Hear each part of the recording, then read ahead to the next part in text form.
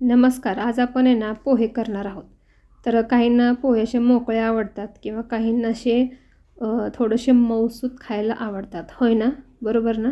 चला आता आज आपण मऊसूत पोहे कसे करायचे ते बघणार आहोत. रेसिपी एकदम करायला सोपी आहे. तर इथं मी एक पॅन गरम करायला ठेवलेला आहे. त्याच्यामध्ये 2 प्लेट पोहे करते. तर 2 प्लेट पोहेसाठी 1 पळी तेल पुरेसं झालं. आता तेल एक 2-3 सेकंदामध्ये गरम होतं.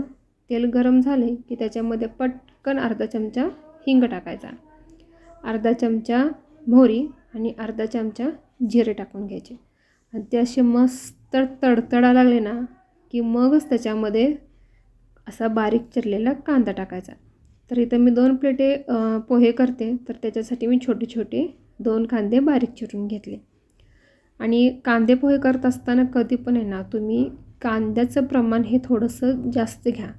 त्यासाठीच आपण त्या पदार्थाला कांदे पोहे असे नाव दिलेलं आहे. आता कांदा आपला परतून झालेला आहे. त्याच्यामध्ये आपण मिरची टाकू. डार्क हिरवी मिरची आपल्याला इथं वापरायची. तर आता एक मिरची 2 मिनिट अशी परतून घ्यायची, म्हणजे त्यातला तिखटपणा थोडासा तेलामध्ये उतरतो. आता इथं बारीक चिरलेली कोथिंबीर फोडणीतच टाकून घ्यायची. कोणाला फोडणी टाकलेली आवडत नाही, कोणासं वरून पोहे झाल्यानंतर टाकतं बारीक चिरलेली कोथिंबीर.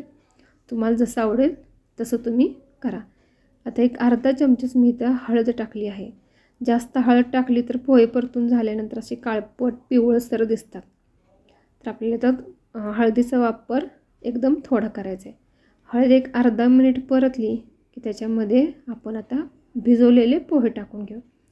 तर मऊसूत पोहे तुम्हाला करायचे असतील ना तर काय करायचे, पहिल्यांदा पोहे चाळून घ्यायचे आणि एक पाण्याने स्वच्छ धुवून घ्यायचे. वरचं पांढरं पाणी वतून द्यायचं आणि नंतर मग पोहे असेच भिजत ठेवायचे. पाणी चांगलंसं निथळून घ्यायचं आणि एक 2-3 मिनटं तसेच भिजत ठेवायचे. त्याच्यामध्ये 2 चमचा कूट, 1 चमचा साखर आणि चवीनुसार आपल्याला मीठ टाकून घ्यायचं आहे आणि एकसारखं हलवायचं आणि 2 मिनटासाठी वाफायला ठेवायचं. आता इथं मी फोडणी थोडे बारीक चिरलेली कोथिंबीर टाकलेलीच होती आणि आता मी तुम्हाला आवडते म्हणून मी थोडीशी वरून देखील कोथिंबीर टाकते. आता मस्तपैकी छान असं खालवर करून एकसारखं करून घ्यायचं आणि 2 मिनिटासाठी ह्याला परतून घ्यायचं आणि 2 मिनिटानंतर गॅस हा बंद करायचा. त्याच्यावर अशी एक प्लेट झाकायची आणि 2 मिनिटं झाकून ठेवायचं आणि 2 मिनिटानंतर तुम्ही बघू शकता की आपले पोहे खाण्यासाठी तयार झाले आहेत. तर असेच मऊसूत पोहे जर तुम्हाला करायचे असतील तर पोहे भिजवण्यावरच तुमचं अवलंबून असतं की पोहे मऊसूत होणार की मोकळे होणार. तर मऊसूत पोहे कोणाकोणाला आवडतात आणि मोकळे पोहे किती जणांना आवडतात हे मला कमेंट करून नक्की सांगा. आणि माझी पोहेची रेसिपी तुम्हाला कशी वाटली हे सुद्धा मला कमेंट करून सांगा.